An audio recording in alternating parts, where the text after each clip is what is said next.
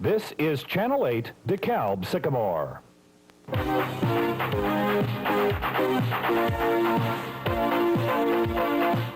Live from the Northern Television Center, you're watching the news, sports, and weather for DeKalb and Sycamore. This is TV-8 News. Good evening and welcome to TV-8 News. I'm Eric Ruderman. And I'm Melanie Faber. Thanks for joining us.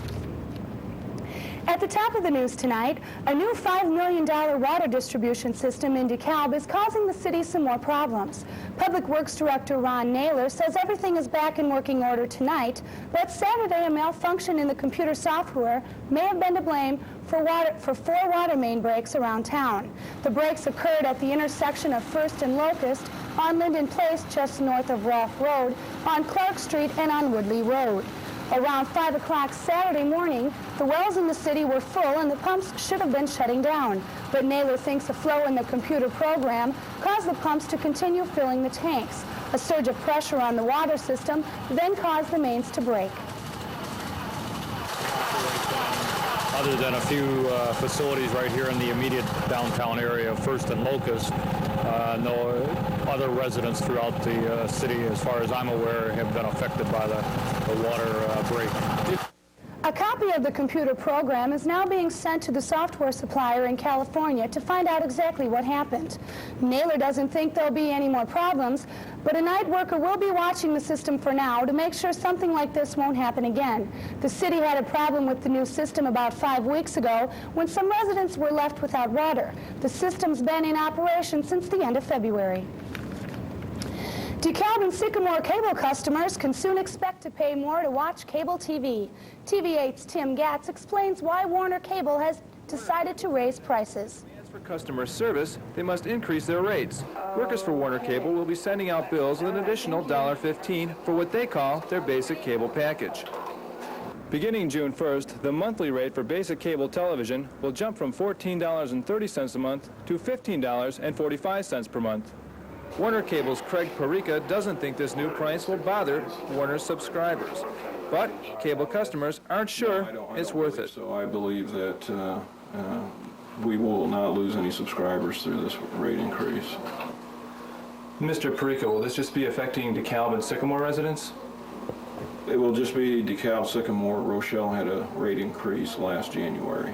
I don't know, they're pretty expensive right now. A little too much. Going to cancel or are you going to stay with it? Probably cancel. Well, I'm glad I'm not going to be here to face that. I'm going to be moving out to Colorado. On the other hand, I feel real sorry for the folks that are stuck with that. Perica plans to add the Nashville network to regularly scheduled programming after the rate hike begins. From Warner Cable, I'm Tim Gatz, TV-8 News. There were several reports of criminal damage in DeKalb this weekend. James Skaggs of the 800 block of Edgebrook Drive reported all 4 tires on his car were slashed sometime Saturday night. Skaggs told police he parked the car outside his apartment building Saturday night and found it with 1-inch cuts in the tires. Damage is thought to be about $140. A Malta man parked his car outside the First National Bank on Lincoln Highway Saturday and came out to find both taillights broken. Police have no suspects and estimate the damage at about $100. And a woman living in the 1800 block of South 1st Street says her patio door was shattered sometime on Saturday. Anita Nider reported to police that someone threw something at the window and broke it. It isn't known how much it will cost to replace her window. In other police news, a DeKalb man is back home tonight after being arrested this weekend for unlawful use of a weapon. Christopher Stoddard of the 200 block of Knollwood Drive was arrested Saturday night on charges that he pulled a gun on an employee of Northern Illinois Towing. Towing firm driver Joseph Landry says he pulled into the Joanne Fabrics parking lot on West Lincoln Highway to tell some people they couldn't park there. One of the people then pulled a shotgun from behind the seat and put it on the front seat. Landry says the 2 vehicles then left the parking lot and drove down the street to another lot outside of Murphy's. Landry then flagged down a police officer and told him what had happened.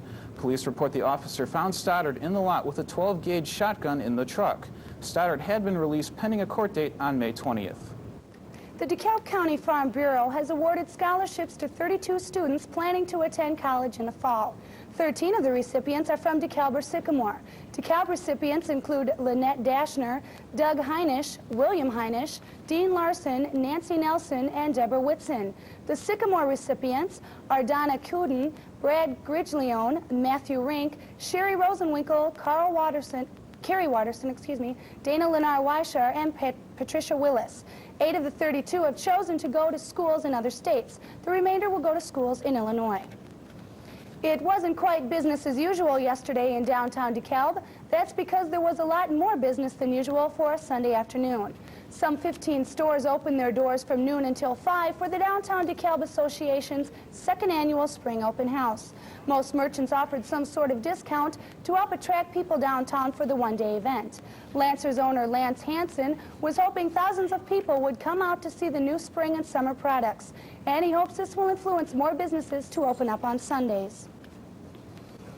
Sunday, traditionally, there's only, we'll say, a handful of the stores that are open. And by doing events like this, it just shows more cooperation and hopefully coordination. Maybe someday we'll get most of the downtown open on Sundays. And while the open house drew in large crowds, some stores didn't feel there'd be enough business to open up every Sunday. Some customers agreed that a Sunday afternoon shopping spree wouldn't become a habit for them.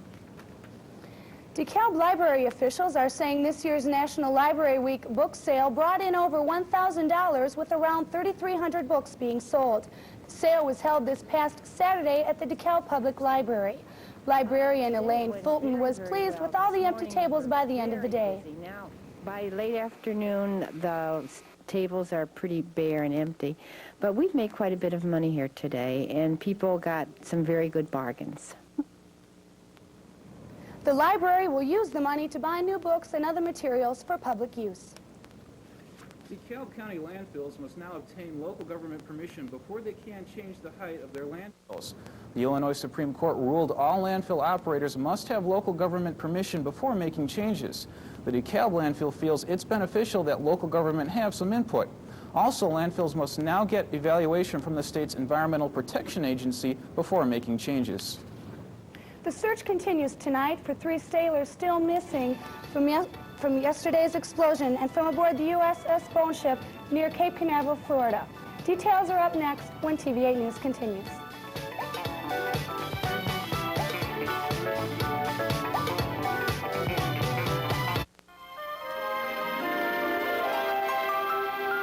The people, the places, the learning, the adventure. The world is waiting. Be an exchange student. Write Youth Exchange, Pueblo, Colorado, 81009. McGruff, the crime dog here. Tony thinks he's gonna walk home alone. Tony's wrong. Tony! What are you doing? Walking off by yourself? Good thing it was his friends, cause teenagers are the victims of over 2,000 violent crimes by strangers every day. You can help stop it. Learn to protect yourself and your friends. Find out more. Write to McGruff, the crime dog, and help take a bite out of crime. In international affairs, the White House reports President Reagan is thinking about changes in the U.S. role in the Persian Gulf. U.S. forces there are still on a state of high alert. One policy option is opening the U.S. military umbrella a little wider to protect neutral ships that come under attack. Under the current rules, American forces are protecting only 11 Kuwaiti vessels flying the American flag. Defense Secretary Carlucci and the chairman of the Joint Chiefs of Staff are rethinking a plan to send Coast Guard vessels to the Persian Gulf to work patrol duty. President Reagan met with his top-level national security advisors today, but the White House denies they talked about the U.S. presence in the Gulf. A spokesman explained they talked about another country but wouldn't be more specific. Also today, President Reagan plans to stick with the trade embargo against the Marxist-led government in Nicaragua. He took steps today to keep pouring on the economic pressure and to continue the state of national emergency in dealing with Nicaragua Nicaragua past May 1st. In a message to the U.S. Congress today, President Reagan explained how the Sandinista government poses an unusual threat to the United States' national security and foreign policy. The state of national emergency was first declared by Mr. Reagan during May 1985. On another matter, President Reagan stuck to his guns today in criticizing Soviet human rights policies, and he raised questions about Moscow's plans for troop withdrawal from Afghanistan. President Reagan struck a raw nerve in the Kremlin last week when he criticized the Soviet Union, but the administration thinks Soviet leader Mikhail Gorbachev overreacted. Gorbachev suggested President Reagan's views could hurt the atmosphere for next month's summit conference. In other Mideast news, Palestine Liberation Organization Chief Yasser Arafat met earlier today with Syrian President Hafez Assad for the first time since they split over the Arab-Israeli conflict 5 years ago. Arafat showed up for the meeting wearing a revolver. No details of the talks have been released. Several Palestinian leaders met earlier at a government guest house to discuss Arafat's agenda for the meeting with Assad. One of those at the meeting thought the main points of the meeting in uprising in Israel-occupied territories, the Schultz peace plan, the Arab summit scheduled for June, and the Syria-PLO relationship. There were cheers and tears in a Jerusalem courtroom today when retired American auto worker John Demjanjuk was sentenced to hang. Demjanjuk was convicted last week of being the death camp guard Ivan the Terrible, who was responsible for the deaths of tens of thousands of Jews during World War II. Under Israeli law, the sentence will be reviewed by the Supreme Court, delaying the execution for at least 45 days. Demjanjuk insists he's innocent and claims he's a victim of mistaken identity and false evidence supplied by the Soviet KGB. The Soviet Union announced today that it's created a new organization to handle nuclear emergencies. Also, it will be repairing or shutting down 20 aging nuclear power facilities. The announcement marks the 2-year anniversary of the explosion of a reactor at Chernobyl that killed 31 people and caused the evacuation of about 90,000 others. The TASS news agency quoted the director of the new organization as saying they'd use the experience from Chernobyl to prevent the whole thing from happening again. Closer to home, Michael Dukakis and Jesse Jackson campaigned in Pennsylvania today for tomorrow's presidential primary. Both men have spent the last several days criticizing the Reagan-Bush administration, but not each other. Dukakis is favored to walk away with tomorrow's primary and most of the 178 delegates. Yesterday, Dukakis blasted Reagan for threatening to kill trade legislation that would require a 60-day notice for factory closings. Meanwhile, Jesse Jackson is criticizing the Reagan administration for failing to free Americans held in Lebanon. Jackson claims he would talk to terrorists to find out if the hostages could be released. He says U.S. intelligence probably has a good idea who's holding the captives in Lebanon. During his 1984 presidential bid, Jackson made a trip to Syria that won the freedom of a captured Navy airman. He also visited Cuba and won the release of 4 dozen U.S. and Cuban prisoners. President Reagan has stood by a policy of no talks with terrorists, even though he approved the secret selling of U.S. arms to Iran in an effort to free Americans held by pro-Iranian captors. 3 sailors are still missing following yesterday's explosion and fire aboard a diesel-powered attack submarine. The accident happened about 160 miles east of Cape Canaveral, Florida. Some 23 crew members of the USS Bonefish were injured, 3 of them seriously, while the sub was conducting training operations. The toxic fire forced its crew to leave the vessel. The injured crewmen were airlifted to a naval hospital in Jacksonville, Florida. Today, the remaining 66 sailors were flown to the Charleston Air Force Base. The submarine was still afloat today and no smoke could be seen. And turning to weather with Glenn Gajownik. Kind of warm today, kind of nice. Can we expect some more for tomorrow? Wrong, Melanie, wrong. Oh, no. We're going to have some rain and also some cooler temperatures for the next few days. And also, I'm going to have my first and only weather quiz. I want you to guess the high temperature for us during the day on Wednesday when I give a 5-day forecast. I'll have all that right after this.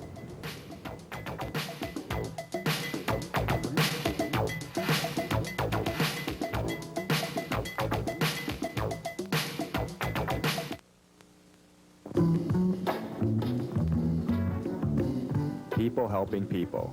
That's our motto here at the Salvation Army. Here, people-to-people services are conducted regularly. Activities involve people of all ages who turn to the local center for help and an added measure of happiness in their lives. For more information, contact the Salvation Army at 756-4308. There are times when things just get too tough, especially when you're faced with an unexpected pregnancy. But there's no need to feel alone. The Pregnancy Counseling Service would like to help. Qualified counselors will advise you on your options or just listen if you want them to. It's all confidential. Call 758-8756 for an appointment. That's 758-8756. Don't do it alone. Well, welcome back. As Melanie said, we did have a real nice day out. It is still pretty nice. Our temperature is 55, our humidity is 42%, and our barometer is falling. And across the northern half of Illinois at O'Hare, it's 55. Lakefront is 53. Rockford is also 55. And Peoria is 54, all with partly cloudy skies. Across DeKalb and Sycamore today, we had a high of 68 with a low of 39. It's above our normal, so at least the high was. And a record high of 90 degrees. Well, that was 2 years ago. That would have been nice for today. Well, today wasn't too bad. This morning when I woke up, though, I looked outside and saw the clouds, and I thought, boy, oh boy, the National Weather Service, they messed it up again. But they were right, because during the afternoon hours, the clouds broke and the sun came out, and we had southerly winds, and that helped to get us all the way up near 70 degrees today, which was really nice for us. And the reason for the southerly winds was a high pressure center off to our east here. With the circulation around that high, it brought up the southerly winds. It also brought up those warmer temperatures. Now, this is all out ahead of a storm system, which is off to our west still with a cold front. This is expected to continue moving to the east now for the next few days. And that should give us some rain starting tonight and should continue through Wednesday.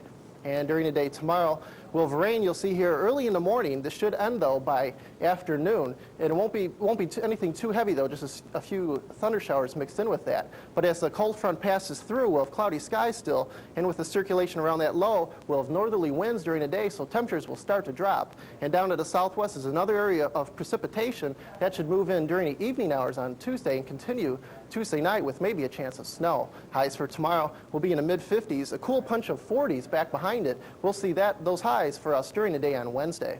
And during the day on Wednesday, that storm system will continue moving to the east. It'll be located over the state of Michigan.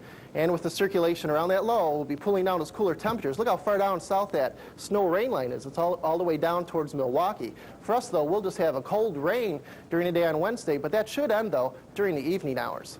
So if we take a look at our forecast, then tonight we'll have partly cloudy skies, have some rain developing with some thunderstorms with south winds with a low of 45 degrees. And during the day tomorrow, we'll have sunrises at 5:59. We'll have thunderstorms early and then again late. Winds out of the southeast switching to the northeast with a high of 58. And tomorrow night, well, sunset is at 7:50. We'll have rain showers. It'll be changing over to snow for a while tomorrow night. And during the day on Wednesday, we'll have cloudy skies. We'll just have a cold rain, which should end by evening with a high of 42. And for the quiz, yes, on Wednesday it's 0-0, so I fooled everyone. But no, it really should be about in the mid-40s during the day on Wednesday. And for later on in the week, on Friday and Saturday, it'll be sunny, and the temperatures will start to increase towards the weekend. So that should be nice for Springfest here at NIU. Okay. So, Melanie, once we get past the rain that we should have now for the next few days, and even a little bit of snow, during the night tomorrow night. It shouldn't accumulate to too much, though, maybe just a little bit on the grass, but it should melt, though, right away during the day on Wednesday. Still snow. I'm sorry. Thanks a lot, Glenn. Sure thing. Eric? In state news, Firestone Tire and Rubber Company shareholders have approved a $2.65 billion takeover by Tokyo-based Bridgestone Corporation. At a special meeting of shareholders in Chicago, about almost 100% of those present voted in favor of the takeover. Firestone's board of directors recommended Bridgestone's $80 per share cash offer for Firestone's 32 million shares. The offer runs until midnight Tuesday. Bridgestone is the world's third largest tire maker. In a related story, General Motors is canceling its contract with Chicago-based Firestone Company as a supplier of tires for new cars and trucks. Bridgestone officials claim this cancellation will have no effect on their takeover bid. Firestone officials are confident that the company can find other markets for their tires, and they say Firestone's profits probably won't be greatly affected. GM buys about 20% of the tires Firestone produces at its four U.S. tire plants. The DeKalb Barb's men's track team finished 13th this weekend out of 20 in Saturday's Canelan Invitational. And John Herbert is up next in sports and will feature two of the team's members, Ralph Pennell and Pat O'Brien, so stay with us.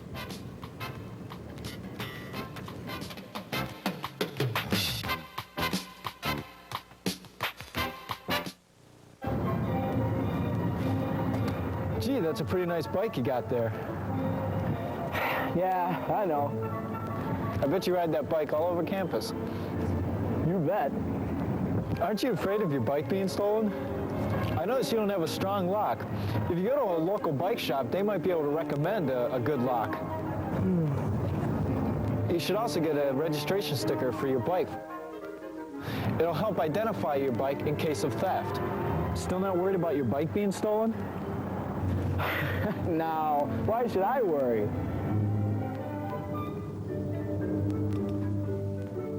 If you don't properly lock and register your bike, you might just find it stolen from right under your seat.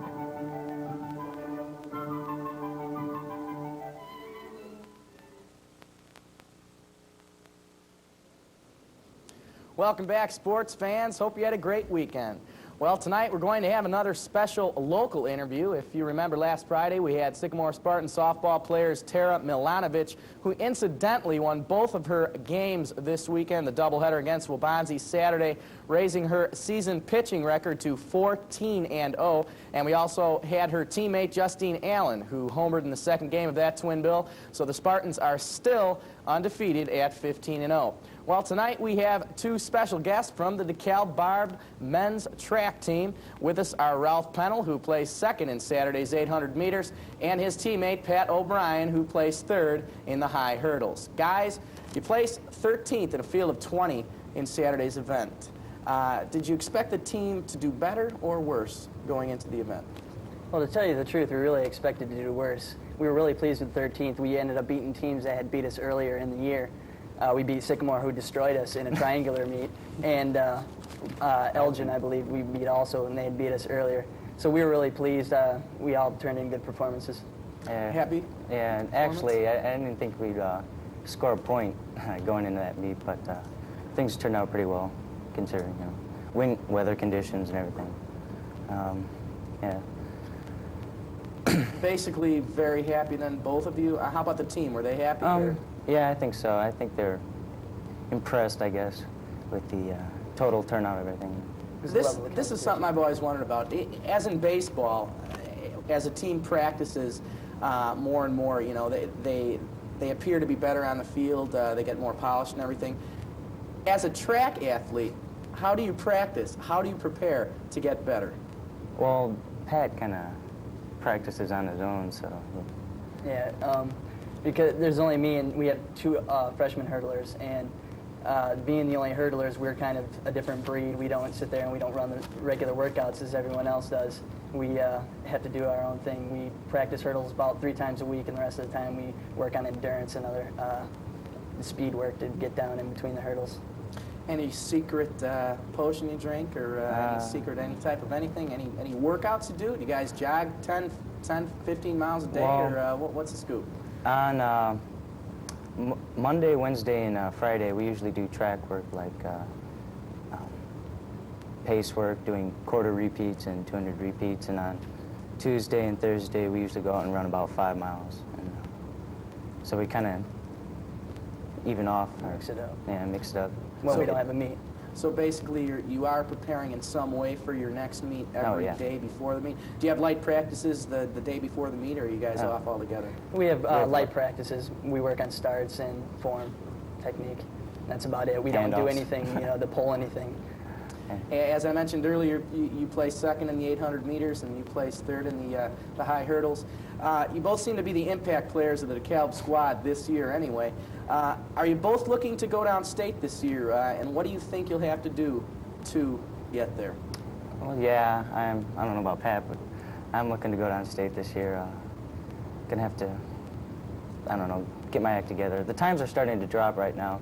Just got to keep working hard. And why do you think the times are dropping? Is it, I went to Greece for 2 weeks early on in the season. Kind of didn't do any running up there. Kind of lost a lot. So I'm just now getting back into shape, and times are starting to drop. So everything's kind of fitting in. And are you looking to do that? Oh, definitely. I'm only 3/10 off right now, and so right now it's all technical. I'm looking to just get my start down, and I should be there just if I get a start out. Well, thank you both for coming in tonight, and good luck with the rest of your season. The Barbs next take to the track tomorrow in Lake Park. Well, they'll take on Lake Park and West Aurora in a triangular meet. That's set to begin at 4:30. If you're in the mood to take a drive, I'd like to thank Ralph Pennell and Pat O'Brien again for coming in. We'll be back in just a minute, so please stay with us. She's got her mother's baby blue eyes, her grandmother's soft, rosy cheeks, her Aunt Vicky's golden blonde hair. Will she also have her parents' carelessness with fire? Being careless with fire is not something kids inherit. It's something they learn from you. Remember, only you can prevent forest fires. Here in this land of plenty, about 10 million people are hungry. Many don't know they're eligible for food stamps. They've lost a job, a farm, or a husband. Food stamps can help. Now one call can get you information to tell you if you qualify for food stamps and how to get them. America has made a place at our table of plenty for you. Call 1-800-453-4000. Mealtimes don't have to be tough times. And that wraps it up for tonight's edition of TV-8 News at 10. We thank you for joining us. And we'd like to let you know that this will be TV-8's last week of broadcast for the semester, and we'll let you know what kind of programs we'll be putting on during the rest of our week, taking our place. So from all of us here at TV-8 News, thanks for watching, and have a good evening. Good night. Good night.